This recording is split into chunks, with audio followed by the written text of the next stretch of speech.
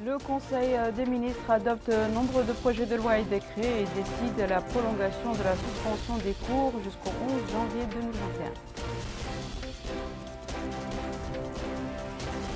Au cours de son point de presse quotidien, le ministère de la Santé annonce l'enregistrement de 265 guérisons et 202 cas positifs de Covid-19.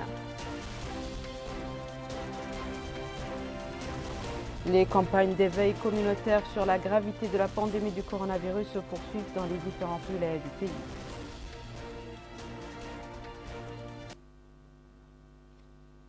Bonsoir mesdames, mesdemoiselles et messieurs, et merci de vous joindre à nous. Nous ouvrons ce journal par la réunion hebdomadaire du Conseil des ministres tenue sous la présidence de M. Mohamed El-Cheikh Al-Ghazouani, président de la République.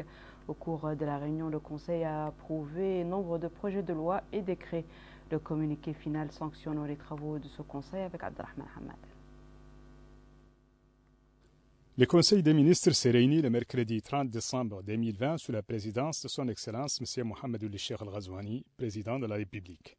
Le Conseil a examiné et approuvé les deux projets de loi suivants. Projet de loi autorisant la ratification de l'accord des sièges signé le 28 mai 2019 à Nouakchott entre le gouvernement de la République islamique de Mauritanie et l'Organisation internationale pour l'immigration. L'accord des sièges, objet du présent projet de loi, constitue un cadre pour le renforcement des relations de coopération entre notre pays et l'Organisation internationale pour la migration.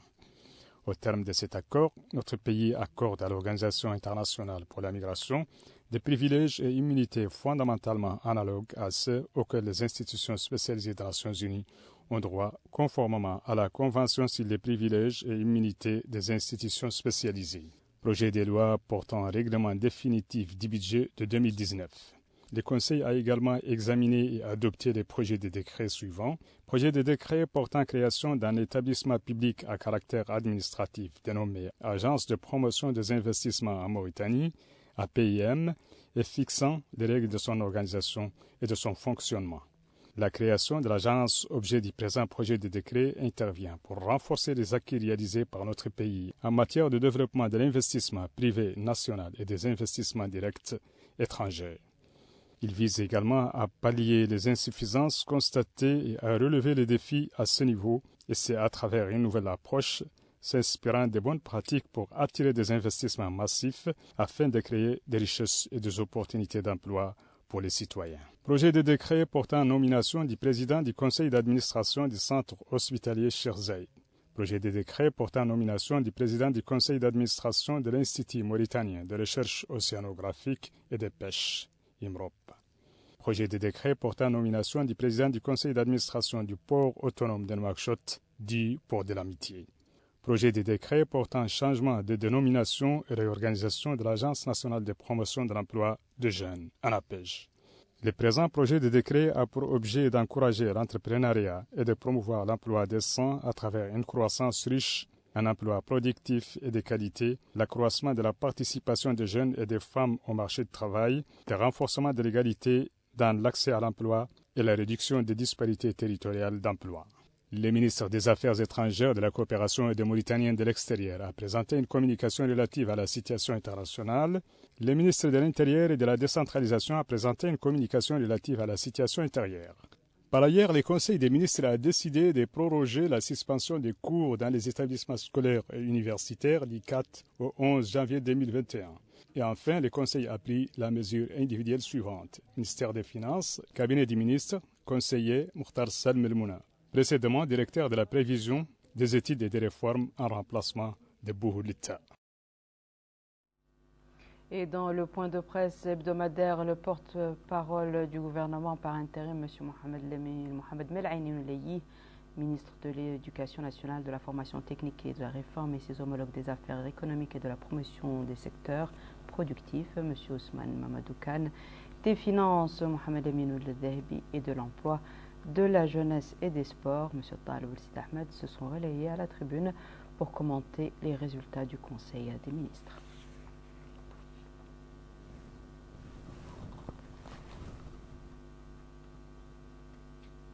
Je vous invite à présent à suivre le point de presse du ministère de la Santé relatif à l'évolution de la pandémie du Covid-19 durant ces dernières 24 heures. Nous avons enregistré durant les dernières 24 heures 23 nouvelles hospitalisations, dont 11 avec situation clinique stable et 12 avec cas critiques.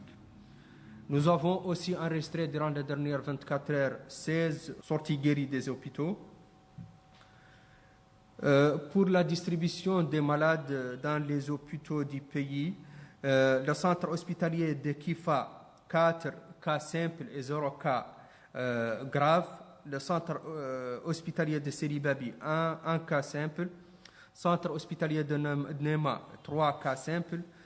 5 cas simples au centre hospitalier de Rosso, 1 au centre hospitalier d'Atar, centre hospitalier de Leg, 2 nouvelles hospitalisations avec une situation stable, 7 dans le centre, dans l'hôpital régional de Bouti-Limite, 2 au centre hospitalier de Nouadhibou, toujours des cas simples.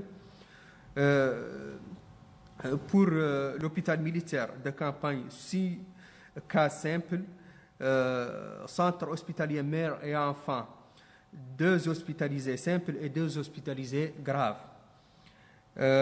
Pour le centre hospitalier de l'Amitié, 3 hospitalisés simples et 12 graves. Pour le centre hospitalier de Nouakchott, 20 hospitalisés simples et 13 graves. Pour le centre hospitalier Cheikh Zayed, 22 hospitalisés simples et 22 avec situation grave. Le Centre national de cardiologie, 7 hospitalisations simples et 12 graves.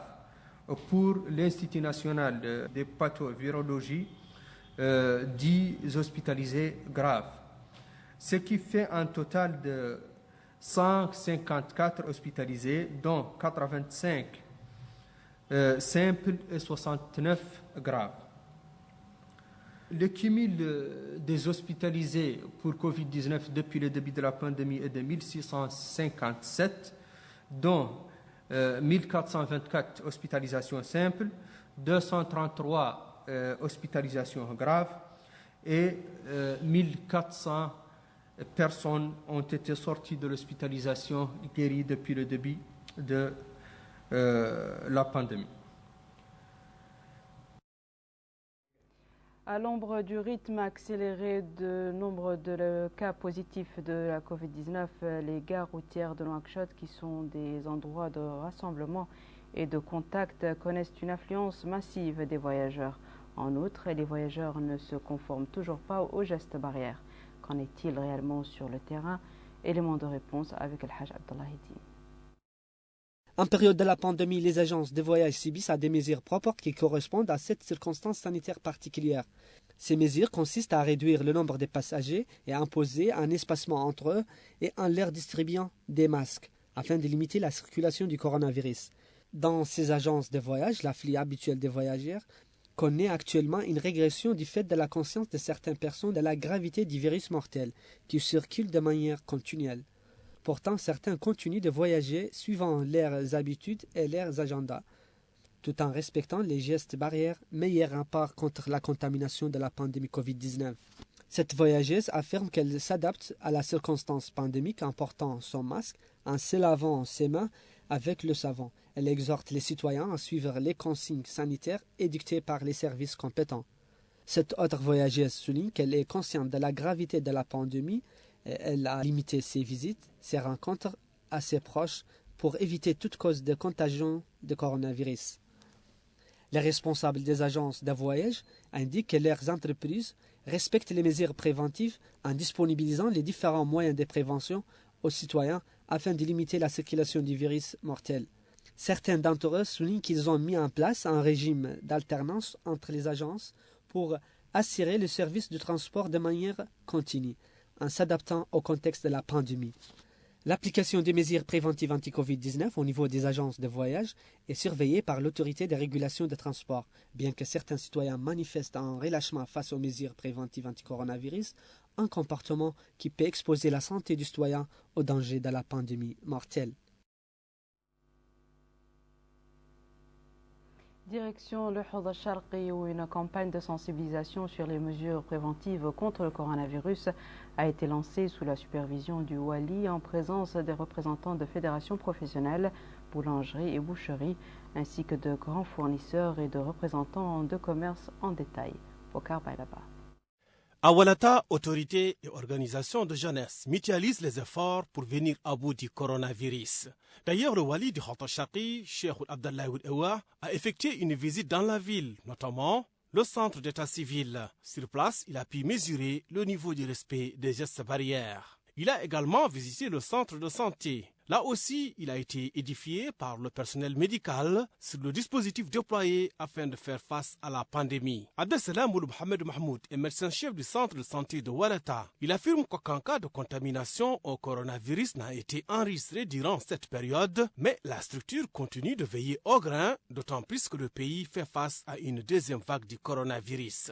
C'est dans ce contexte que le Conseil régional du Hawd al-Sharqi a organisé une opération de distribution d'importantes quantités de produits de désinfection et de masques. À cette occasion, le vice-président du Conseil régional, Boul Suleiman, affirme que l'opération vient en appui des efforts nationaux visant à freiner la propagation de la deuxième vague de coronavirus à travers la distribution de masques et de produits de désinfection. Le maire de Walata, Sidati Oudje, salue à sa juste valeur l'organisation de cette opération, précisant qu'elle a permis de distribuer d'environ 2000 masques et de produits de désinfection. Sidi Mohamed est inspecteur du travail au Hawd al-Sharqi, affirme que la participation des jeunes dans cette campagne est très significative, ce qui a permis de toucher plusieurs endroits de la ville comme les marchés. Par ailleurs, le wali du Hawd al-Sharqi, Cheikh Abdallah Ould Ewa, a présidé une réunion regroupant les représentants des fédérations de commerce, boulangers, bouchers, importateurs et commerçants de détail. À cette occasion, il a souligné l'importance de prendre conscience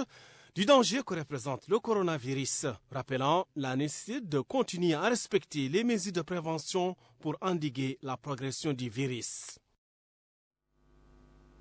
On va à Dakhlet Nouadhibou où s'est tenue une réunion de la commission régionale de la lutte contre la Covid-19 sous la présidence du Wali et en présence du directeur général de la santé publique pour prendre le pouls de la situation sanitaire.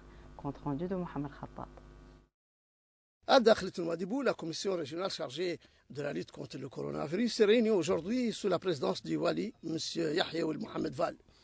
Une réunion qui a permis de plancher sur l'évolution de la situation sanitaire dans la wilaya.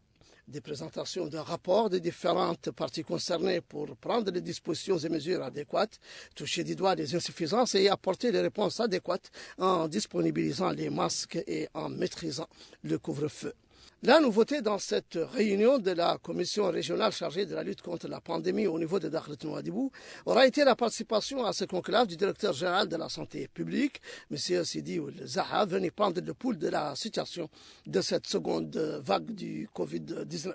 Le wali de Dakhlet Nouadhibou a ouvert les débats de cette réunion en indiquant que la commission régionale a préféré saisir l'occasion de la présence du directeur général de la santé publique parmi nous, dit-il, pour faire un diagnostic de la situation au niveau de Dakhlet Nouadhibou, en connaître les points forts et les points faibles et porter à sa connaissance les besoins.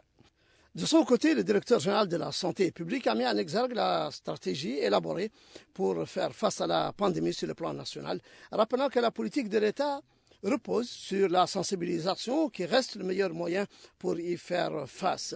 Il a souligné que la coordination entre les différents acteurs doit se renforcer, rappelant que notre pays ne ménage aucun effort pour obtenir le vaccin. Les interventions des membres de la commission ont porté sur l'impérieuse nécessité de vulgariser la culture de la sensibilisation et le respect des mesures préventives décidées par les autorités publiques ainsi que le couvre-feu. Toujours à Nouadhibou, les marchés qui abondent de marchandises et de produits de toutes sortes croulent sous l'application des mesures préventives et le couvre-feu. Les populations semblent de plus en plus conscientes du danger de la pandémie du coronavirus. Il y en a ici qui respectent les mesures préventives de celui-là, mais pas tous. Les gens sont de plus en plus attentifs aux gestes barrières et autres mesures préventives de cet autre et respectent beaucoup plus le couvre-feu. Quant au prix des marchandises, il reste stable. Seuls les produits laitiers et les huiles sont moins disponibles. Tout le reste est sur le marché et à des prix abordables, renchérit celui-là. Pourtant, la Fédération des commerçants affirme avoir appris leçon de la première vague du coronavirus en ce qui concerne l'approvisionnement des marchés. La Fédération des commerçants affirme qu'il n'y a pas une denrée de première nécessité qui manque dans les stocks. C'est à vue d'œil si vous regardez les commerces. Nous suivons la situation et nous n'avons jamais constaté de manque ou de rupture de produits. Les commerçants prennent les dispositions depuis la première vague. Le ministère du Commerce a allayé l'approvisionnement des marchés et si le besoin se fait sentir, on prend les dispositions nécessaires pour disponibiliser les produits manquants. C'est dire qu'à Dakhlet Nouadhibou, autorités administratives et citoyens semblent bien partis pour bouter dehors le coronavirus. Au Gorgol, la campagne de sensibilisation contre la Covid-19 se poursuit au niveau de la ville de Kaïdi avec la participation d'agents de santé et d'organisations de la société civile. Malika Naqli. La campagne de sensibilisation bat son plein dans la wilaya du Gorgol où les autorités administratives et communales ont effectué une visite d'inspection au marché, à la gare routière et au centre d'état civil. L'objectif à chaque étape de cette visite étant de s'assurer du respect des mesures préventives anti-Corona-19 et de demander aux citoyens de s'en tenir au suivi scrupuleux de ces mesures pour préserver la santé des citoyens. Nous avons remarqué, indique le Hakem de Kaïdi, qu'au niveau du marché, le respect des mesures préventives n'est pas à la hauteur de ce qu'il devrait être, particulièrement en ce qui concerne le port du masque ou l'utilisation du turban. Nous avons organisé des sensibilisations en collaboration avec les associations des commerçants et les ONG pour pallier au manque de prise de conscience quant à la nécessité d'appliquer les mesures préventives. Je tiens à souligner que grâce à Dieu, la Muqata'a de Kaïdi n'a enregistré aucun cas aujourd'hui de Covid-19. La situation sanitaire est stable, il n'y a aucun patient atteint de ce virus, ni au niveau de l'hôpital, ni même au niveau des centres de santé. Le maire de la commune de Kaïdi a exprimé sa satisfaction quant aux activités de sensibilisation menées en direction des citoyens afin qu'ils prennent conscience du danger de cette pandémie. Il a indiqué que cette visite a permis de se rendre compte de la situation sur le terrain et de contribuer au renforcement de la prise de conscience des citoyens afin qu'ils respectent les mesures préventives. Des visites et des actions de sensibilisation sont menées au niveau du Gorgol pour inciter les populations à prendre conscience du danger du virus afin de mieux faire face à cette deuxième vague du Covid-19. À Ayoun, capitale du Hawd al-Qarbi, les campagnes de sensibilisation sur les mesures préventives s'intensifient avec la participation des activistes de la société civile. Les activistes expliquent aux citoyens les bonnes pratiques à suivre pour se protéger de la pandémie du coronavirus. À Ayoun, la capitale du Hawd al-Qarbi, les campagnes de sensibilisation contre la deuxième vague de la Covid-19 s'intensifient avec la participation de la société civile et de jeunes volontaires ici de Watanouna. Relevant du ministère de l'Emploi, de la Jeunesse et des Sports, la vulgarisation des mesures préventives, la distribution de masques et des produits désinfectants constituent entre autres les actions entreprises au profit des habitats de la ville, particulièrement ceux à revenus limités. Toutes ces actions ont été effectuées sous la supervision du Hakim Moussaïd. Le représentant de l'ONG Avenir pour la santé précise que son organisme distribue ses produits d'hygiène et des montants symboliques au profit des familles nécessiteuses. Il ajoute que des actions similaires seront menées dans toutes les muqata'a des deux Hawd. Des associations de jeunes sillonnent les grands marchés et le lieu de rassemblement en expliquant aux citoyens les justes barrières anti-Covid-19. Cet activiste de la société civile déclare: nous sensibilisons l'ensemble des habitats hommes, femmes, enfants, vendeurs, acheteurs et transporteurs sur la gravité du coronavirus ainsi que sur les mesures préventives.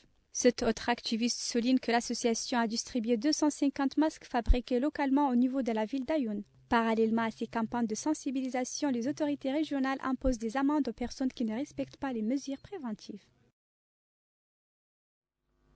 Retour à la wilaya de Dakhlet Nouadhibou, les services relevant du ministère des Finances dans la ville de Nouadhibou ont débuté l'application de l'arrêté portant dématérialisation de la quittance du Trésor public. Cette mesure a pour objet la constatation des opérations de recouvrement des impôts, taxes, redevances et autres taxes de l'État.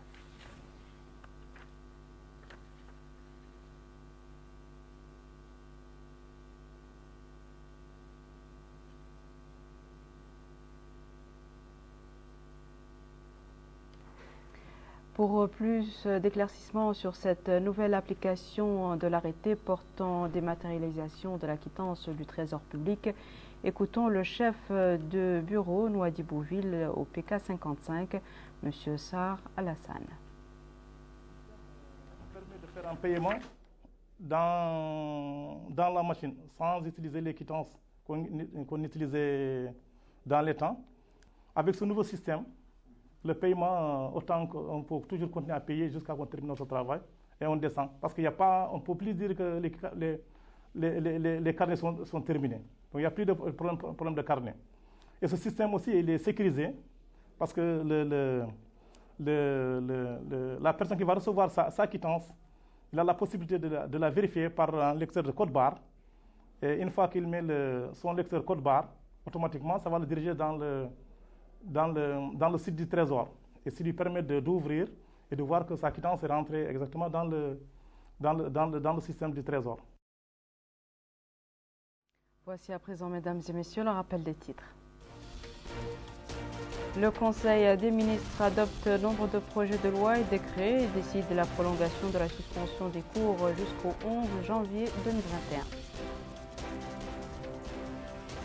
Au cours de son point de presse quotidien, le ministère de la Santé annonce l'enregistrement de 265 guérisons et 202 cas positifs de Covid-19.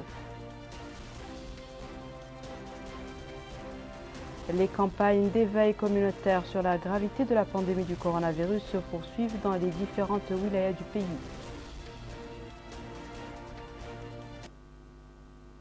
C'est la fin de ce journal, mesdames et messieurs. Merci à vous de nous avoir suivis. Merci de votre fidélité. Je vous souhaite une excellente suite de programme sur le Mauritania.